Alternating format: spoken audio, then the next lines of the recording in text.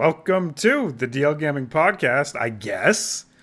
This episode, we're going to be talking about Hellblade, Star Wars Empire at War, and Deep Rock Galactic Survivor. But first, my name is Christian. I'm Bobby. And I'm celebrating the 30th anniversary of Primal Rage. I have a little dinosaur right next to me. I just read that highlight. And if you don't know what it is, yeah. After Street Fighter had a gigantic Street Fighter 2, just huge arcade flooding tournaments, there were so many knockoffs. And one of them was about dinosaurs. And it was pretty awesome. Sometimes the mechanics can be, it doesn't matter how good the game is when your concept is just so good. It was like giant monkeys and dinosaurs. Mm-hmm. Never. Little people in the background that would occasionally get stomped on and killed. Oh, yeah. Cavemen would be watching, but then they'd be killed. So good. Almost as good as our plug from Bobby. Oh, boy. I'm plugging this week. I'm plugging our YouTube channel. Check us out on YouTube if you want to see what we look like, see us doing the podcast. Really just take it all in visually. Check us out on YouTube. You can get there from our website, dlgaming.net. I noticed that our Divinity Original Sin 2 clip has like 16,000 views. Yes. I mean, yeah, I don't know if that's getting us any subs or any likes, but glad to see people are connecting with the cheese vendor. It's about the art we put out, Bobby. It's not about the likes or the subscribers. Yeah. As long as people have a good time. And a lot of people, and Emilio will know this, have described this podcast as a visual experience, right? Am I right there? Yeah, there's some visual jokes. Yeah, and you can see how absolutely jacked Christian is. Like when he was a scrawny kid when we start this, but he's been pumping iron, and he's just all shoulder. His back looks like a barrel of snakes. Yes, like he's just yoked. I had the Karate Kid glow up. I've been trained. I've been studying the physical form of my body. Okay, on this podcast, we ping things. We're just noting something interesting. And there was a Twitter post that made me stop in my tracks and think, oh shit, is this true? And it's, are we doomed for the backlog-ageddon? Are we coming up to a time in the world where there is just a backlog of so many good games that there's no reason to ever buy a new game? Really. You can occupy your time with all the games that humanity has produced and never buy a new game. And I think the term backlog-ageddon describes that. Yeah, it's almost like the singularity of content, right? Like we're getting to a point where, yeah, I see what you're saying. It doesn't matter. New and shiny will always outdo old and quality. Yes, people will always play Call of Duty 37, which is a pretty, depressing fact about humanity, I think. Yeah, what's funny is I met all new people this last weekend because, whatever, it doesn't matter. I was at a party and they're trying to introduce me to new people, and what do? You try to find common ground and you move on from there. So they're like, "Oh, this guy is a huge gamer. You should talk to this guy." And so we go over to him, and he's played nothing but Call of Duty for 15 years. That's the one game, and like whatever. You're like, dude, you've played the one game I haven't played. yeah. And what I didn't really realize is that every other year it's made by a different developer. So it kind of changes every year. Yeah, it's kind of like the Olympics in that way, but that's 4 years. But yeah, I didn't know that, but that was interesting. And that's a cool fact. We can't even stomach the Olympics every year, but we stomach a Call of Duty made by a different developer every other year. There's a site, it's called Backlogged, and I've always kind of wanted a letterboxed for video games. I mean, for a lot of people, that just is their Steam library. Everything is there. But if you're playing console games or, I don't know, games elsewhere, maybe you have a Game Boy in your closet, you're really dying to play a game on it. This has all games from all mediums, platforms, whatever, what have you. And you can kind of organize the games you have beat, and you can rate them. So if we look at our good friend Eric L'Esperance here, which I accidentally linked to as a colleague of mine, we can see that he ranked Destiny 2 2.9 out of 5 stars. You know, a respectable Wow. rating for Destiny 2. So you too can rate your video games and see friends on. I don't know if this will save us from the backlog again, but maybe it'll let us track all our backlog games and convince us to finish them. Maybe. Dude, Eric is gonna see that he had a massive jump and he had a DL gaming bump. Yeah, He he's doesn't know, gaming he doesn't know that's what it was. So he's like, hey wifey, I'm gonna have to quit my job. We're gonna be backlogged famous. We're gonna That's be what we're gonna backlogged do from now. influencers. Yeah. Yeah. Yeah. Yeah. What are you picking this week, Bobby? A little bit of news this week. News of news, an announcement of an announcement. So, Doom: The Dark Ages is going to be announced in June at the Xbox Showcase, or at least that's what the people are saying. No details known about this. A lot of people are assuming this is going to be a somewhat medieval themed Doom game. This is going to be the next Doom game in the new franchise when they rebooted it back in 2016. Then they had Doom 2 and I think some DLC with that. So really fast-paced combat, finishing moves, slaying demons, all that fun stuff. But I don't know, maybe some melee medieval action this time around. We'll see in June. I need you to be more excited about this, dude. I think this is the best move they could have possibly made. Like, there's no Really? other direction to go than Doom Van Helsing? That's it? That's the best? oh, dude. I think it's so good. It's so good because he's basically Death Dealer. If you don't know who Death Dealer is, look up that art. That's fucking awesome. But yeah, dude. Like I think they allude to his his his what do you call it, like a group of knights, whatever, the coven or whatever you want to call it, has been going on for many millennia. So yeah, we should see different period pieces on that. That'd be sweet. And what's more gory than fantasy? Yeah, So I don't know. Neither of us finished the second Doom game, right? Like No. it was quite a bit longer than the first one. It was really good, but then we kind of lost momentum and it was hard to get back into. I don't know if I'm ready for a third. Like I might check it out. Back to the backlog, man. Like I'm just not I don't know why I do this, but I have a problem playing the third installment of a series if I haven't finished the second one.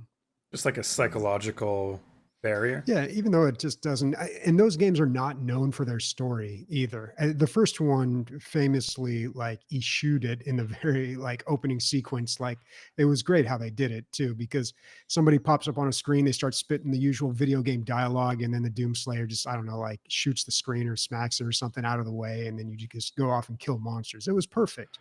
The second one, I think they started getting more into the backstory and revealed him to be like maybe some sort of archangel or something like that. But yeah, I don't know if I'm ready for a third one, but I'm open to the idea.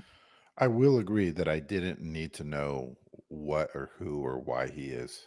I kind of like the mystery more, honestly.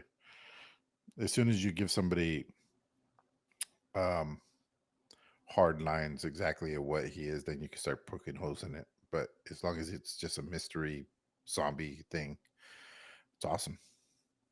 I But here we played are. Doom 2.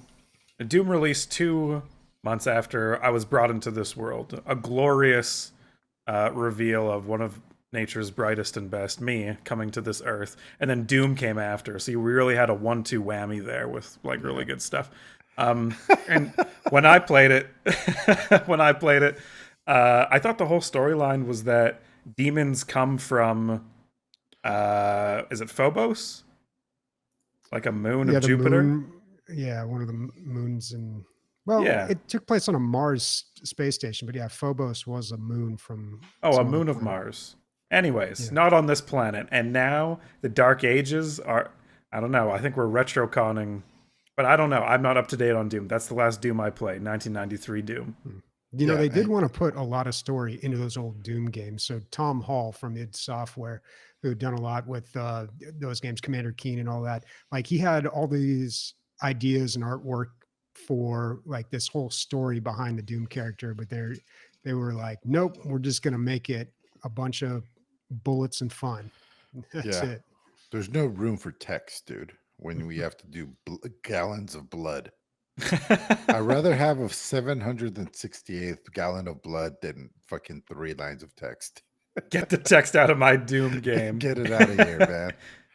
All right. And with So, yeah, my greatest achievement in life will die with me. I just found out. So, my greatest achievement in life, if you didn't know, is my Steam library. I'm kind of joking because it's not that good. But anyway, apparently, according to Valve, you cannot leave it in a will. You cannot bequeath it.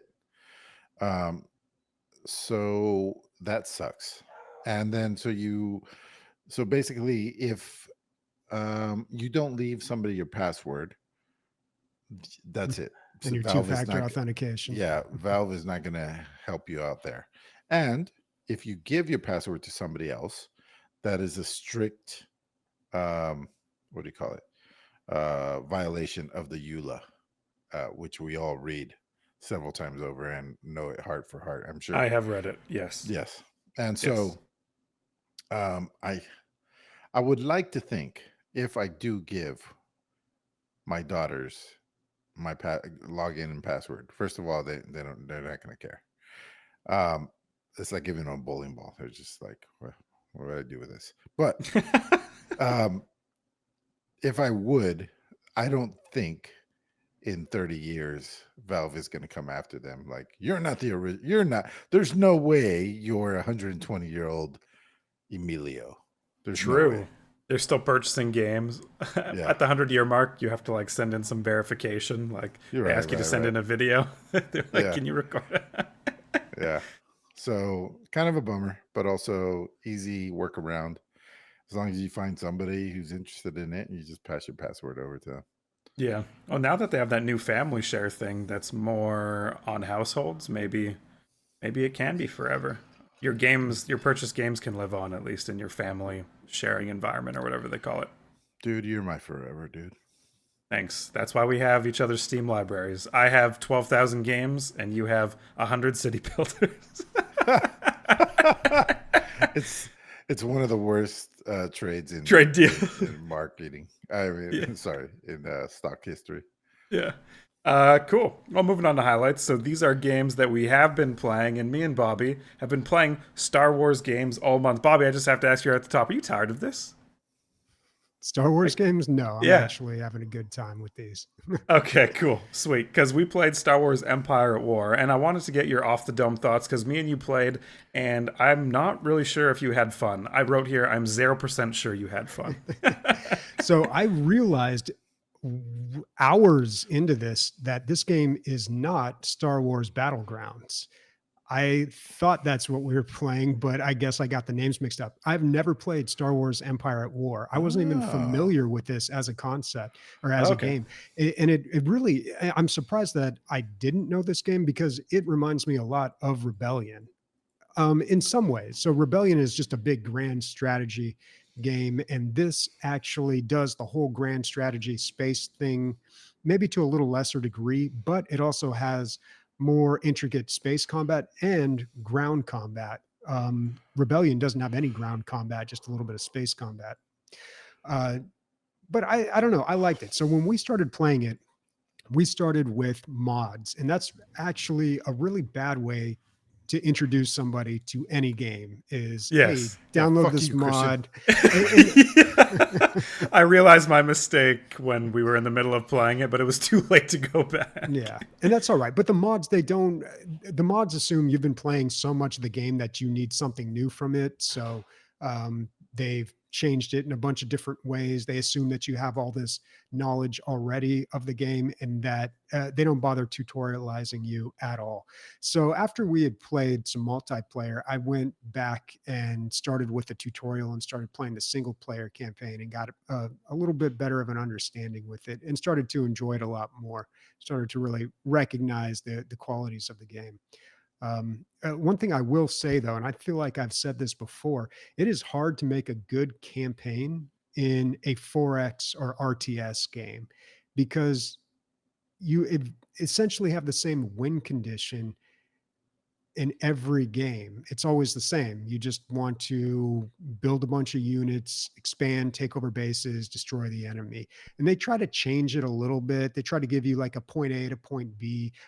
Even in Warcraft 3, if you go back and play that campaign, you can see them really struggling to like come up with different or some variety in the mission types.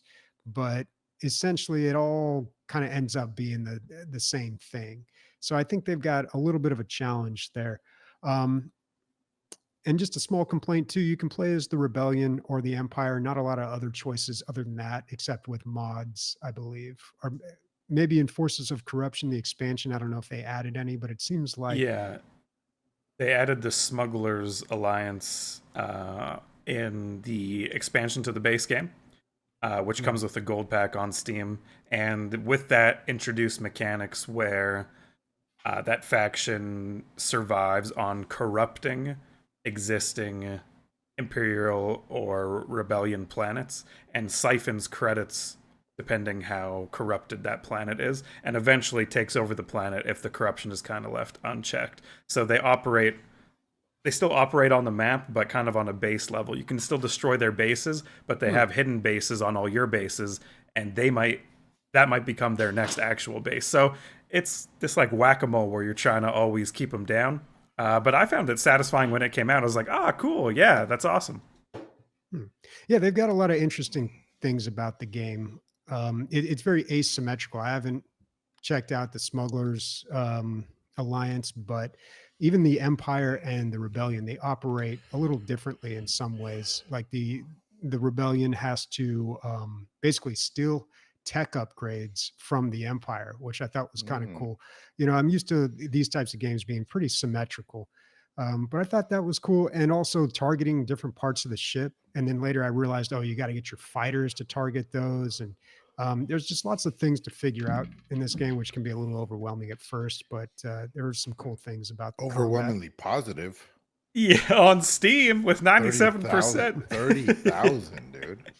Yeah, this game is beloved by tons of people, and it's partly because Petroglyph has just supported the game pretty much forever. In 2023, to this day, in 2023, which was their latest update, they released a maintenance patch update. That's what they title it, something super low-key. Except they turned the 32-bit launcher into 64-bit, which fixed all these memory loss issues with the game. And the modding teams were like, this is awesome, you know? Now we can play multiplayer on these awesome mods that we made because it has an updated client. And that's a 17-year-old game that they just decided to do that for, you know? And I think it's awesome because people are still kind of buying it because of this huge modding community. Like, this is the only way to experience a grand strategy Star Wars game in the Republic era. And the only other way is Star Wars Rebellion, which is even older if you want, you know, the Empire versus Rebel era. So you guys modded outside of Steam? Is that right? No, in Steam. Oh, it's got Steam Workshop. It has Steam Workshop support. Yeah. It's also the only way to play Stargate. There's no Stargate games. This is the one, and it's a mod on Star Wars Empire at War. Yeah, I kind of feel bad for Bobby because I was like, I maybe go back to this game every couple years and check out the mods, and I always have like a pretty good time. And I was like, Bobby, we're gonna have a good. I like kind of hyped it up, and then you know I can tell that it's just even I am overwhelmed coming back to this mod. I'm like, oh, they added all this, and there's these ships I don't recognize. What the hell is a VB wing? I don't know what that is. There's a Rancor on the battlefield, guys. Yes. Yeah. Hey, the graphics are not that bad, dude. No, they're not terrible. I mean, the game's almost 20 years old, but yeah. When I was playing I think the tutorial, I saw a character. It was an icon of a character that looked just like Kyle Katarn from the Jedi Knight series. And it was in the non-interactive part of the tutorial where they're basically just showing you around the map and you can't click on anything, I think. So I wasn't able to hover over and see if it was actually him. But is Kyle Katarn in this game? Yes, Kyle Katarn is in this game. And a slate of other kind of legends, heroes from the non-canon universe are also in this game. So I mean, because it happened before the Disney acquisition, and they were trying to add these flavor characters, and you take them from the books, obviously, or the comics, or wherever. Um, Mhm. yeah, and so the two mods, if you're going to play this game, you're listening, and you're like, yeah, Grand Strategy Star Wars, that sounds awesome. Uh, Star Wars Republic at War is by a guy named Corey Losses, and uh, it, they've done so much work for the graphical fidelity of the game. You know, like the Republic Venator class star cruisers look so realistic, and they have that like artillery fire from the side of the ship, and they line up with the Confederacy ships, and they blast each other to bits, and it's just so fun to watch. And then the one that the mod that me and Bobby started on, which is Awakening of the Rebellion, kind of goes the more Star Wars Rebellion route, where you have these infiltrator characters, and the campaign is more mission led. So it'll be like Mon Mothma wants you to steal this piece of technology for the rebellion, and then you have to do that. And then each of the planets also has a support um, for you and the Empire, which is the way you turn planets other than combat. So yeah, I mean, Star Wars Empire at War, baby. That's our last Star Wars game for the month of May. And what was your I have favorite a Star question. Wars? Sure. What are there outside of Steam complete overhauls of this? Because that's the one problem with Steam Workshop. It's usually cutesy mods or there's not complete, there's things that add to the game, change the game a little bit, but it's not a complete rework or a complete a graphical update uh because it's not going to let you do that. Totally. Um Yeah, yeah, and so that is there? you're right. You're right in a lot of cases, but maybe because this game is older, it doesn't. These are complete overhaul mods. Like the Stargate mod changes everything to Oh, I see. Stargate, and it's completely different mechanics. There's a Star Trek mod does the same thing. Apparently, Oh, it's it's an also really good. overhaul. It's not just a new faction.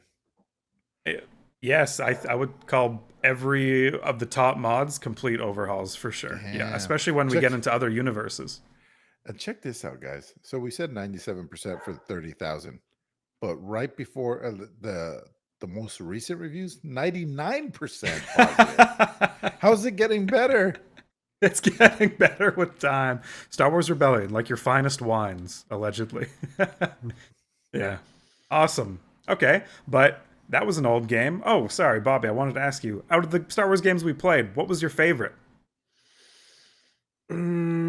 Yeah, maybe a tie between Republic Commando and Obi-Wan. So I always wanted to play Obi-Wan, never did because it was an Xbox game and didn't want to go through the trouble of getting it to run on a PC. Glad I finally did and had a really good time with that. It was a new experience. Republic Commando, I've played before. I already knew what it was, but coming back to it was really nice this time. So kind of a tie between the two. Nice. I really Awesome. liked Republic Commando, but I think I would go with Obi-Wan too. That game still holds up. There's a top Steam review on Republic Commando that says this game is not good, but the ambience is unmatched for Star Wars games. And I was like, that makes I kind of get that. Yeah, I see that- that. it's a good way of putting it. Okay, enough of these old Star Wars games. Emilio, you played something new? I played the new hot shit. I think that's the biggest release this week is Senua Saga Hellblade 2. Uh, so we have these points that are supposed to like remind us what to talk about. Sometimes I write exactly what I'm going to read, but I mean, sometimes I read exactly what I wrote, but this time I'm going to read it and then maybe it'll give you a little more insight into what I was thinking about it. So the first one is too immersive. And what I mean by that is you're putting yourself in the head of somebody who has schizophrenia or multiple personality disorder. And so they there's voices speaking to her constantly as you're playing. Um, and I call them the negative Nancy's because a lot of the times they are not on your side. Um, if you haven't seen Senua Saga or Hellblade 1, I can't remember the second part of that. What the first one was called, but it's a third person puzzle adventure game. But the whole time you have these voices in your head talking to you, and some of them are cheering you on, and some of them are making you doubt what you're doing. And they did a very good job in the first game. I was a huge fan of the first one. I nominated it for Game of the Year. Um, but the second, I think they're doing a better job this time. But I will say that there's been, I think she's doing, you beat the first game, you would imagine you're doing a little better in life, and she is. They're a little more positive than they were before. They're not so shitty as they were in the first game. So I think everybody's doing better. There's a little more confidence going there. And as you progress through the game, I'm probably like 6 or 7 hours in. Um, you could see the progress even in the game where she's getting along with the negative Nancy's a little better. And also there's the voice of your father, or the overbearing father, that you can overcome if you do certain things and get rid of him. So that's, you feel like you've accomplished something there. Um, so I'm going to move on to the next thing about this game. The graphics are, I mean, maybe there's one game. I mean, I always go to Star Wars. What is it? What is the Battlefront 2, Battlefront baby. 2? Yeah, Ah, Jinx. You that owe is me a so blaster. hard. That is so hard to overcome that game. That game at certain times you're just like, but then this game also flirts with photorealism constantly, and it is just gorgeous. But I was thinking, like, I was walking through this area, and I was thinking, when somebody says like torn asunder or scorched earth, like, it's easy to write because other people have written it, and you know what it is. Or you could put it on screen, and that's a lot harder to do, but you'd be like, oh wow, that looks really fucked up. But the next level to that is making it visual, and then also immersing somebody into it. So not only am I walking through this like place that's been destroyed, but uh, I'm in it, and I'm feeling it, and I'm looking around, and I'm making it worse by looking around. But you can't. It's almost like a train wreck. You can't not look. And yeah, and that's another thing about the two immersive. It's like, at certain points, I felt like I was torturing myself. That's how bad, between the voices in your head, the gruesome things that are on the screen, and the combination of the two, one feeding off the other, and hearing the voices of the dead that you let down. Oh, it's heavy. It's super heavy. Um, I will say, some people won't like this. That there's parts. I just finished a part that was like an hour or 2 hours long, that was basically a walking simulator. But I also put Vision Quest / geography lesson, because you're going through these areas in Iceland.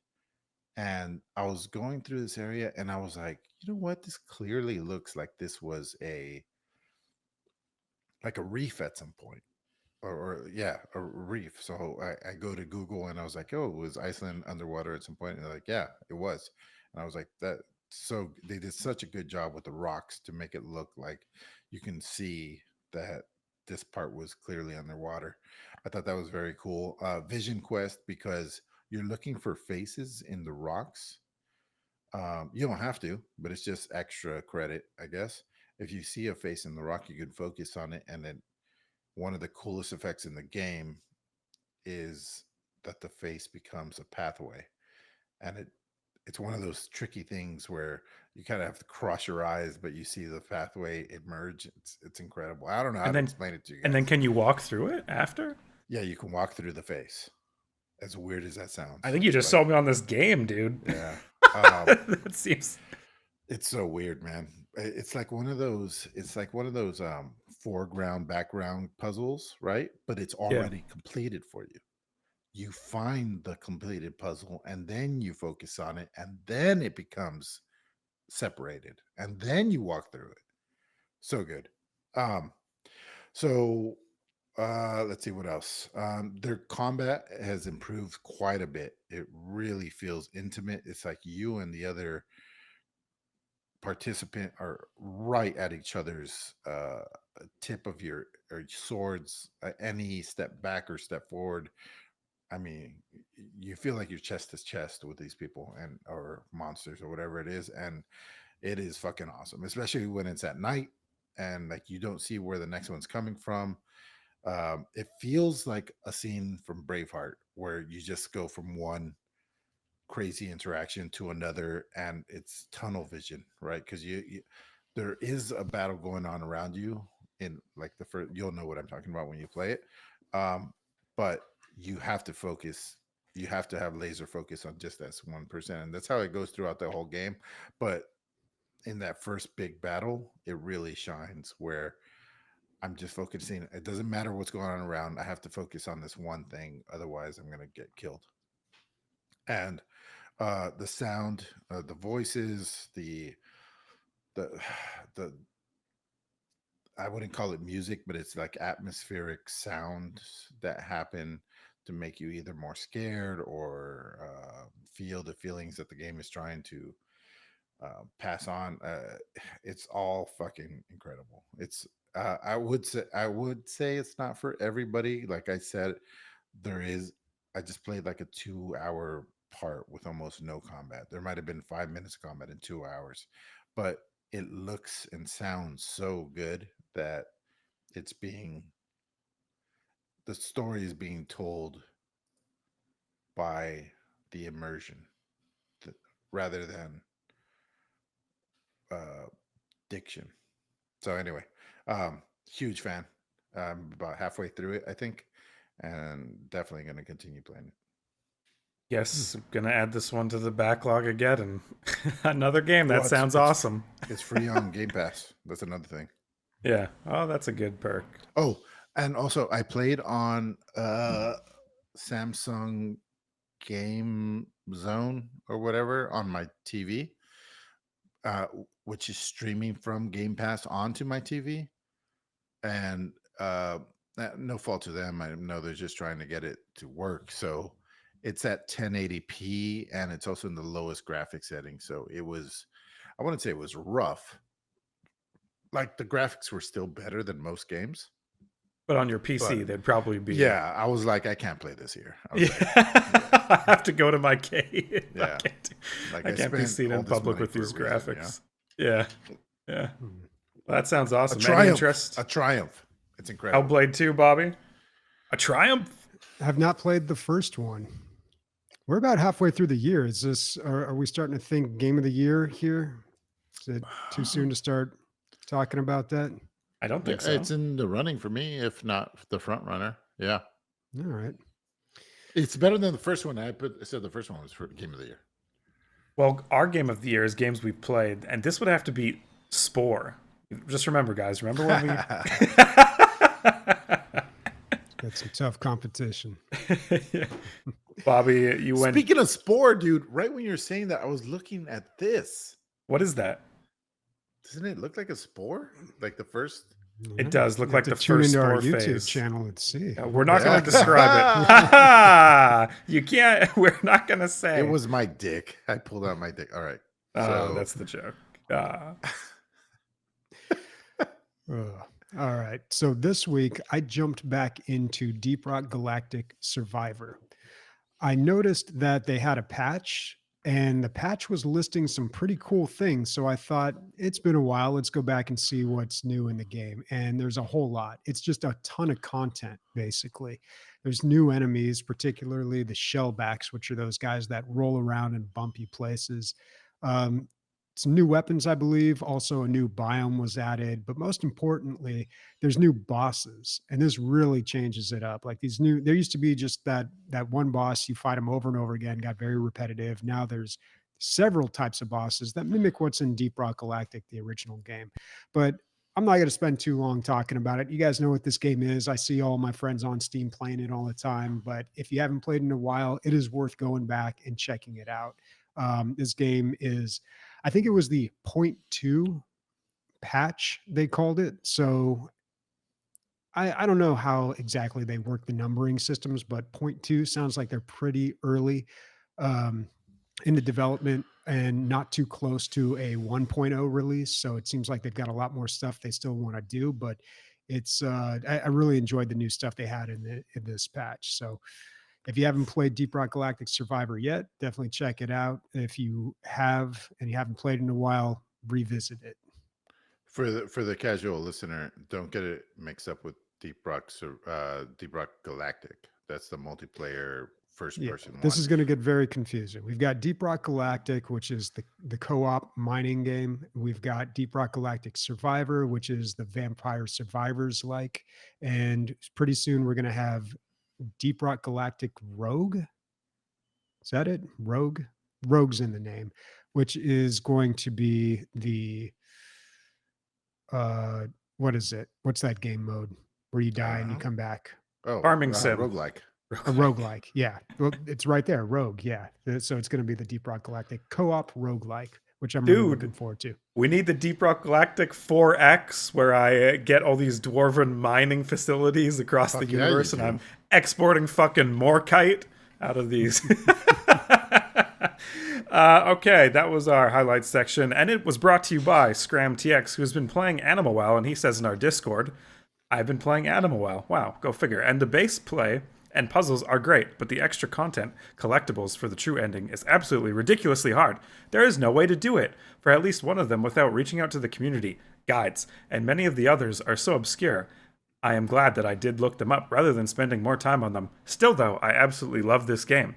Folks, there's too much Easter eggs in Animal WoW. People are having too much of a great time playing it. I think in our Discord, a couple of other people replied to him and said, yeah, we've been enjoying it too. So you can come to our Discord and you can tell us what you've been playing.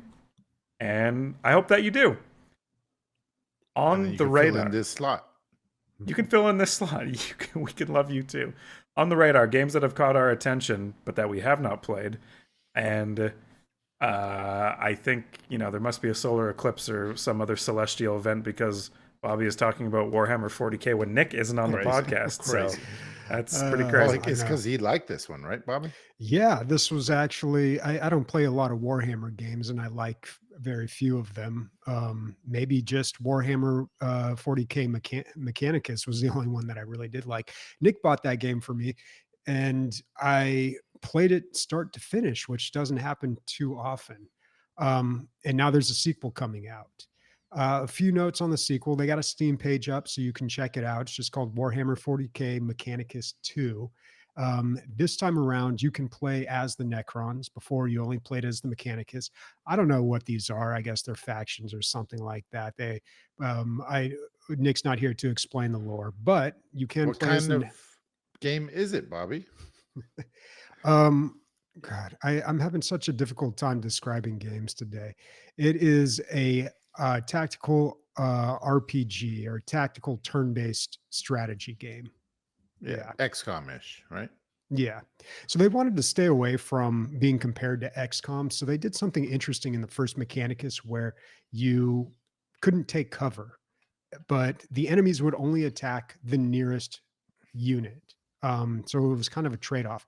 They're changing that in the second game. You can take cover behind terrain now. There's also going to be this is exactly like XCOM. Jesus, what an XCOM clone. God. But with Warhammer. So people are going to buy it up. They're going to have a wider selection of troops for both of the factions. And probably most important of all, they are bringing back the same composer as the first game. What's his name? Guillaume David. So the one thing that I really took away from the first game, I really liked just the gameplay and the mechanics and everything, but the soundtrack was pretty incredible. It was like this techno Gregorian chant. Oh my God. Industrial music. Shit, dude. I love Dude, that it's shit. so good. Gets my testosterone going. Bobby, was it anything like this? Was it anything like Star Wars Republic Commando? It was a little like that. Yeah. Okay. It's very chanty. And But the in this game, soundtrack- they're not mechanics, dude. They're mechanicus. It was an easy transition.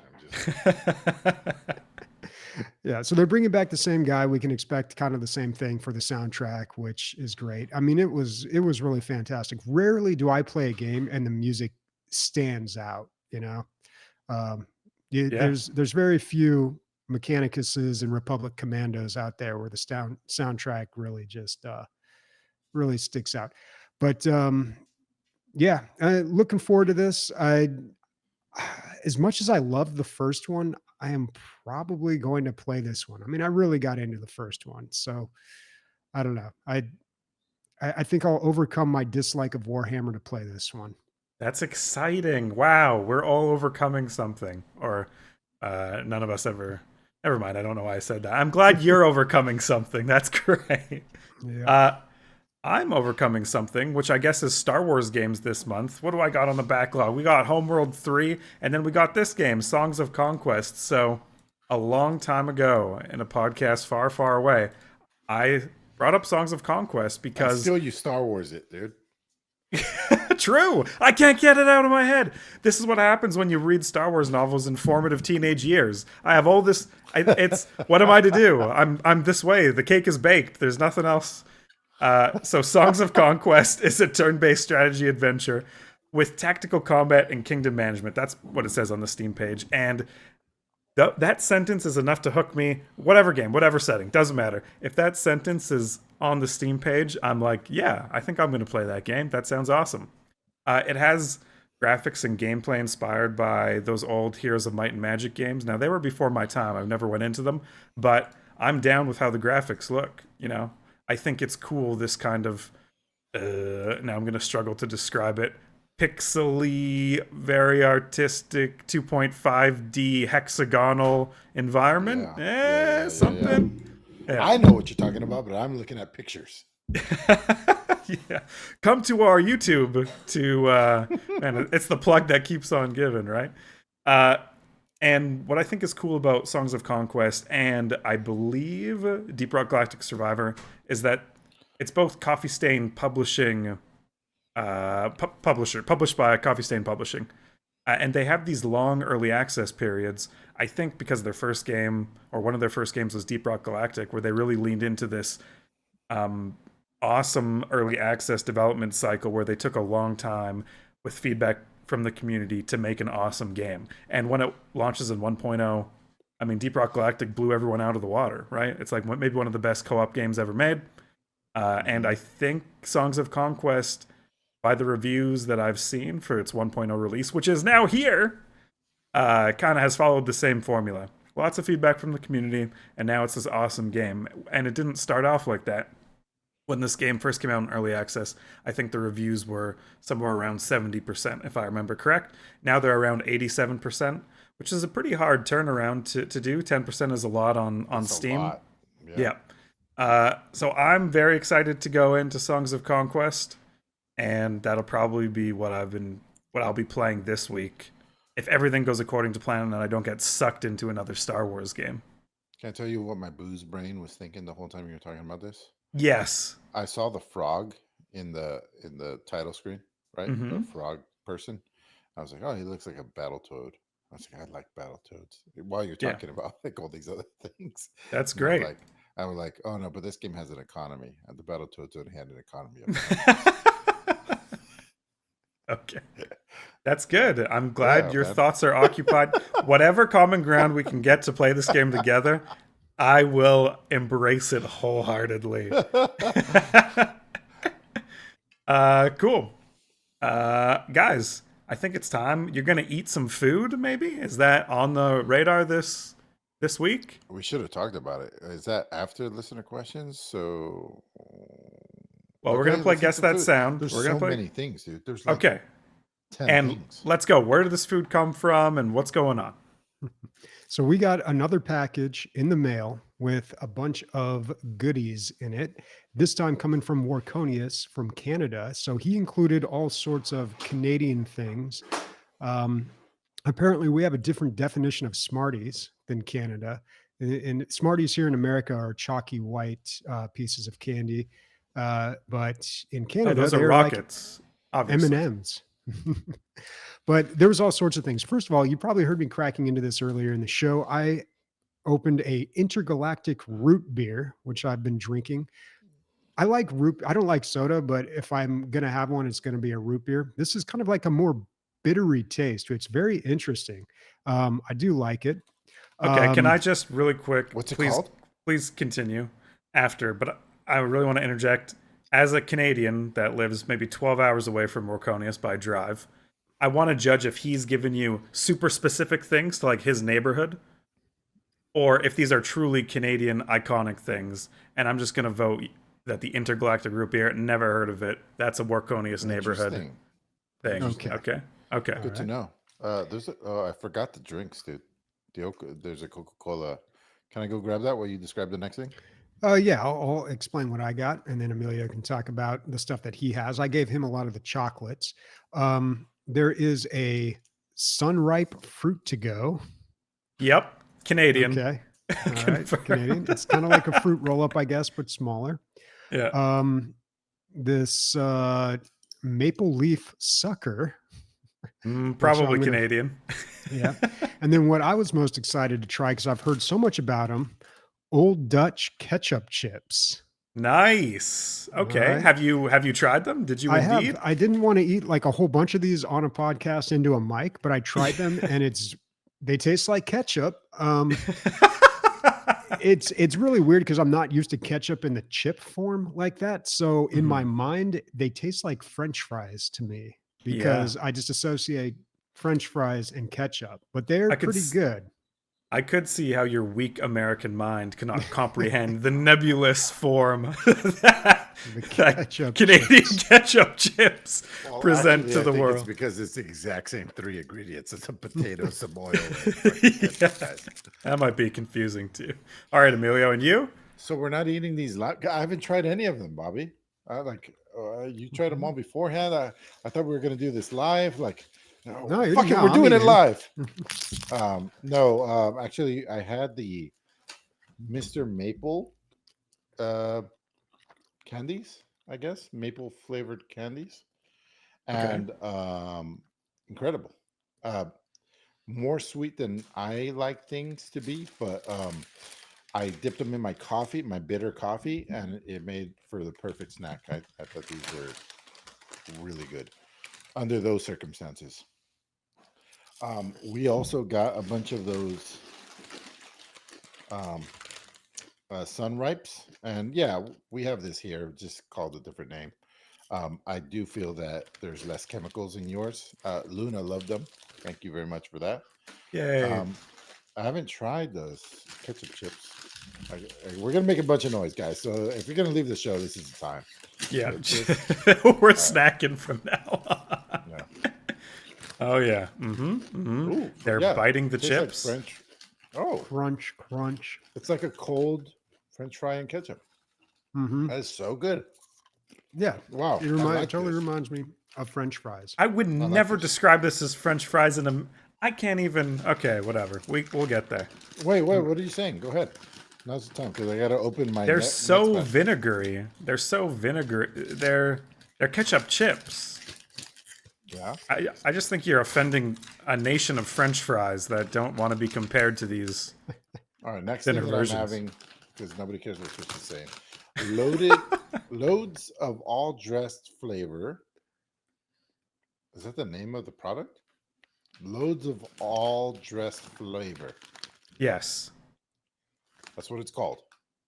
Well, you're the one reading it. I Well, it think seems it like is. a goddamn description, dude. The Oh, rest a lot it's in of- French. You guys don't have.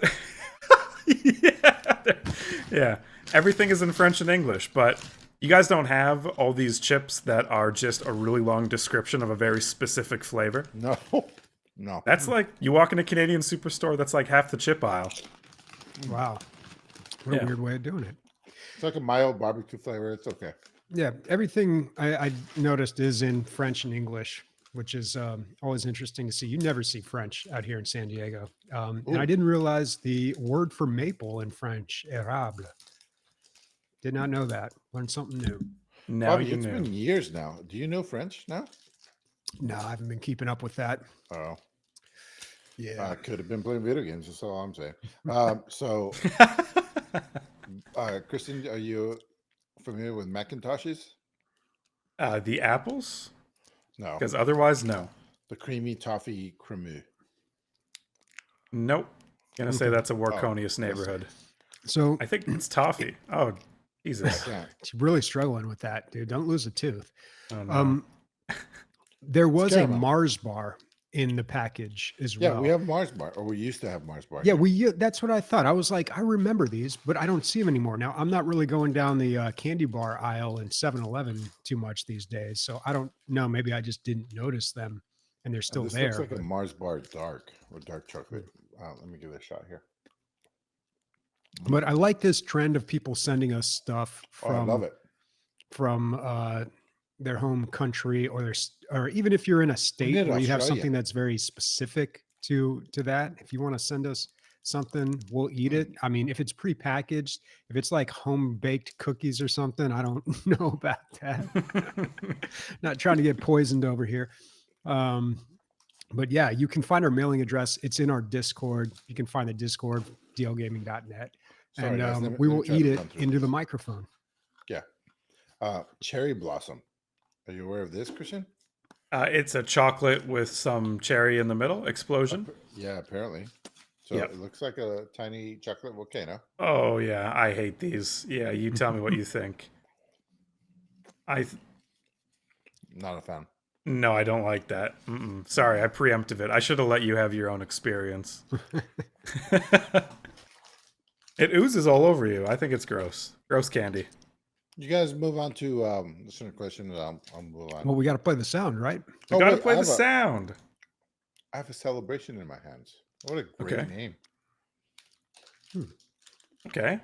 While Emilio chews on that, we're going to play Guess That Sound. Guys, guess what? Emilio wasn't here last week, so we didn't take his money. There's $10 in the pot. You can guess the sound at pixelshitshow@gmail.com. Patrons get 2 guesses, and this is the mystery sound you're guessing. Now remember, we played a friendly game of Bobby Nick Bingo last episode to figure out if we were going to go with a sound that's from one of Nick's favorite games or one of Bobby's favorite games. So we ended up going with Nick, and that's a hint. So when you send in your guesses, remember it's one of Nick's favorite games. This week we have a guess from Taranjeet, who says, calling down lightning in Smite. Now you guys have played a lot of Smite. Maybe there's a spell or something. This wasn't very specific. Is that the sound? Definitely not. Definitely not. And that's also not one of Nick's favorite games. Okay.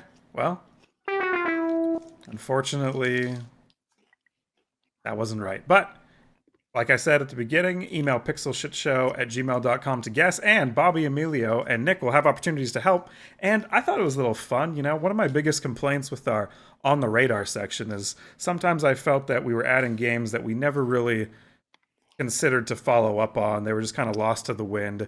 They were just these, you know, temporal things that came in and out of the podcast with no recollection of their involvement. So I'm just going to ask Emilio and Bobby if they can remember 3 On the Radar games they've put on the podcast this year. We're 6 months in.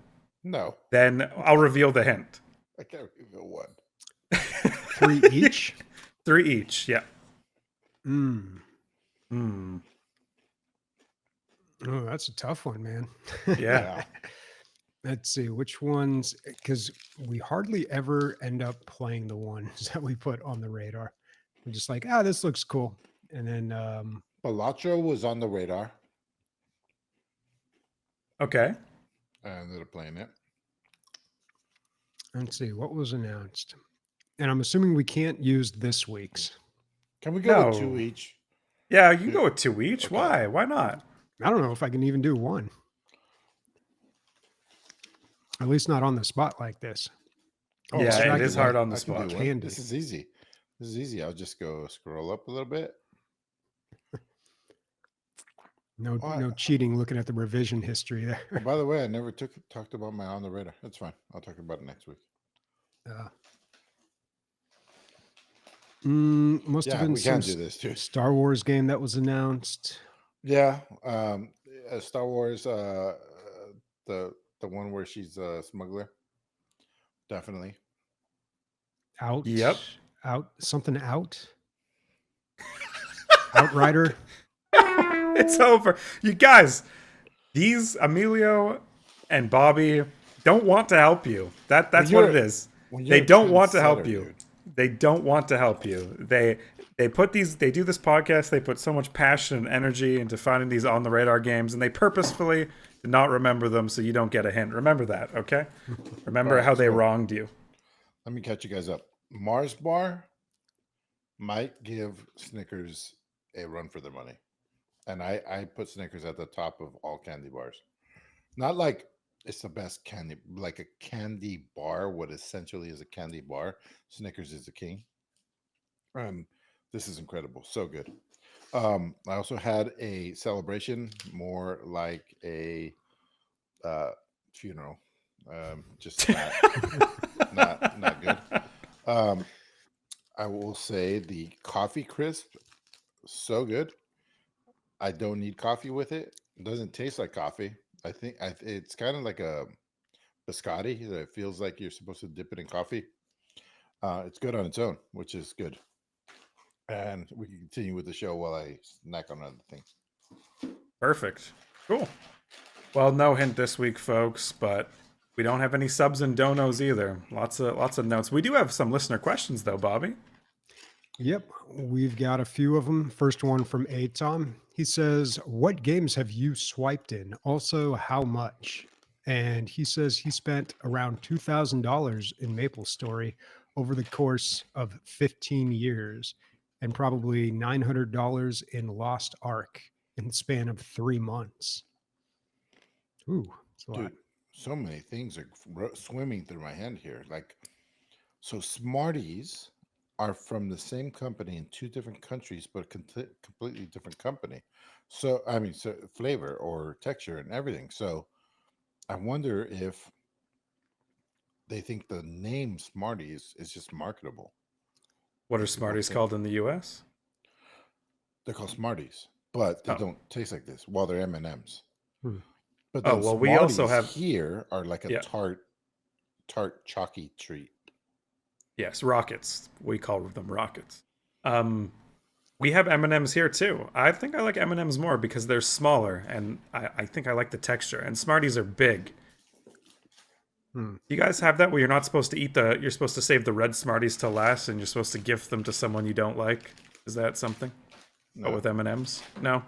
No, there was a rumor about the red M&Ms, like what they give you cancer or something like that, or I don't know. I remember something like that. Okay. If I were to say something gets a top spot, I say the ketchup kit chips. I am Yeah, taken dude, the with ketchup these. chips they're pretty good. And it's funny. It would before eating, I would have put it last place. Oh, You that was the described one the- I was most excited to try. Anyway, The how much money have you guys dumped into games? $14.99 on Supremacy, 1914 for a premium account for 30 days. They got me. I've talked about this a bunch of times. I've spent thousands of dollars in Heroes of the Storm. It's all right. I love that game, whatever. But what's really interesting, a lot of our listeners responded to this and they put how much they were spending. Particularly one of our listener who had a spreadsheet and had been tracking how much he had spent on World of Warcraft. You never really think about those subscriptions, but they add up Right. over time. And if you tracked it, it's quite a bit of money. What about you, Emilio? What's the game you spent the most on? Well, at this point in my life, time is more valuable than money. And It's if I true. think about how much I put in to EverQuest, I lost about 2 to 3 years of my life, like Millions of six- dollars. 16-hour sessions, like crazy. So I would say the most total economy dumped into a thing was definitely that. As far as like cash money, it's funny. I'm actually just recently I'm spending more money on Counter-Strike 2, but it's more like a slot machine, you know? I'm just waiting for that one hit to pay for everything that I put in. Whatever. I'm in for like $100. That's not crazy, but I'm trying to think what I've spent the most money on. I don't know. Maybe I remember talking about it. I don't remember the game, so I'm gonna say like $300 to $500, but not more than that. You spent a good amount on Smite. I mean, probably not over $1,000 though. You No, bought a because good amount once of they Smite. put out that Ultimate God pack, they shot themselves in the foot. Well, you bought a lot of skins, but also like I'm trying to think of subscriptions you've had. I earn skins, bro. No, you can't. They don't let you earn some like the good skins in that game. But Xbox Game Pass, you probably spent a lot of money on, and I expected a lot of people's answers to be Star Citizen. I think one person had talked about that, but that's the game that I hear about people spending Right. fortunes in. Because it's just so much at one time, whereas a subscription is, or even Heroes of the Storm skins. Like you played that game over how long? Oh boy, total 3 years years? and years and years. I mean, I started in like what 2015, took a break 2018 to 2021, 22, got back into it for another year or so. Yeah, it's I feel like you been a should good have amount those of time. dates tattooed on you somewhere as like a reminder. Yeah, but like $1,200 on one ship in Star Citizen, like an upfront cost. Yeesh, that's a hefty. Do you think they have like payment plans for the? They must for like the starships. Christian, Just put it on your credit card. is Yeah, these I guess. Macintoshes? Is this a young man's game? There's no way I'm going to eat this without losing a tooth. I, I I've never even heard of the Macintosh, but it sounds Canadian. I don't like to look at you eat it because I'm scared for your teeth. Yeah, it's like biting a piece of concrete. Yeah, you could do that. That'd be cool. Really should check out the YouTube on this one. Oh boy. Yeah. All right. Last question from Zap. What's a game that you hated the first time you played, but eventually fell in love with, and what changed? I wouldn't say I hated it, but everybody knows that if you listen to this, I played The Witcher 3 times before it hooked, and then it became my favorite game of all time. Like, what a turnaround. Think about that. What clicked? Yeah. I don't know. This is why, like, I really like if somebody's like, "Oh, what movie did you watch?" and they're like, "I hated it," and you have to take Infinity War. Yes. yeah, you have to take in consideration how they were feeling that day, like all kinds of stuff. Like, who knows? Maybe I was just in the mood for a long form game where you got to learn new mechanics. Maybe that's what it is. Their inventory system is kind of weird. Everything's kind of weird. It's not an American development company, so things are a little bit different. Maybe that's what setting it apart, but it can't be the graphics or the gameplay because those things are awesome. I don't know, but that's my answer. For me, it was probably Battlefront 2. And I think I really did dislike this game a whole lot when it first came out. The whole loot box thing, it was just a real big turnoff. Then they got rid of that, and the game was built around that, so it felt really weird playing the game without that. But then I enjoyed it on just kind of this brain dead shoot 'em up level, and I started having a really good time with it, and I played quite a bit of it. I've kind of gone back a little bit. Excuse me, chugging root beer here. But I've kind of like cooled on it a little bit. I don't think it's like the best game ever, but I also don't think it was the worst thing ever. I mean, the loot box thing was, but the state it's in right now it's kind of fun. Do you guys agree that it's the best graphics you've ever seen on your computer? Well, I got a Yeah. theory about that. Go ahead. It is really good, but you're looking at stormtroopers and people in armor and vehicles, so it looks very realistic, especially when you consider when I was watching the commentary or watching the prequel trilogy with the commentary tracks, they kept on talking about like this was all CG, and especially the clone troopers. They said we never made a single clone trooper armor like person. It was every clone trooper was CG. We never even had like a helmet prop or anything like that. Nothing, all CG. And I mean, it looked really good back then. Now it looks a little dated, but I think like we all see that as what a clone trooper looks like. So when we see it in the video game, we're like, oh yeah, that looks just like in the movie. So we just like associate it with being lifelike. But yeah, the terrain was great. I mean, it does look fantastic, especially for a game from 2017. I felt like I was in Star Wars, dude. Like the Yeah. sound and everything was just top notch. Yeah, the blaster fire. They really nailed the atmosphere. One last one, I guess, is Speed King Craft Cola. Are you familiar with this, Christian? No. Speed King Craft Cola. Yeah, it has a monkey and a speed racer car, but it's red. No, don't know about that one, but it seems This is better than Coca-Cola, I think. Yeah, it's better than Coca-Cola. I did forget to Craft mention Cola. That's in Warconius' neighborhood for sure. That's across the street. I don't have the can next to me, but there was like this energy drink with a beaver on it too. I had a good amount of it, and then I turned it around and saw that it had 57 grams of sugar, and I was like, "Nope, not finishing." That's why I feel so that. good. Oh, I Dude. also have a leaky bottle of maple syrup. I know this stuff is expensive. Oh my gosh, this is terrible packaging. I mean, it looks beautiful, but it's all falling apart on me. Oh boy. Oh no. You have to chug I'm it all gonna right drink. now. You can't I'm gonna recap that. Oh, It's illegal. shit. Oh fuck. Should I lick my microphone screen or? Dude, that's gonna be sticky forever. Oh my god, that is so good. That's like a cream liqueur with like caramel. Oh, my it's God. mixed with something. Nice. Okay, So cool. maple syrup. No, it's just maple syrup. I'm just not used to it. 100% pure. Oh, okay. Oh my gosh, that is incredible. 100% pure is always worth getting over like The Maple Treat is the company, and the maple syrup is what they call their product. You guys market like shit. But anyway, wow, that is incredible. I'm gonna lick this fucking pop screen right now. I've never hated a game. No, I don't know. I don't have a good answer for this one, other than games that just were like in early access and then got better over time, which is not really in the spirit of the question.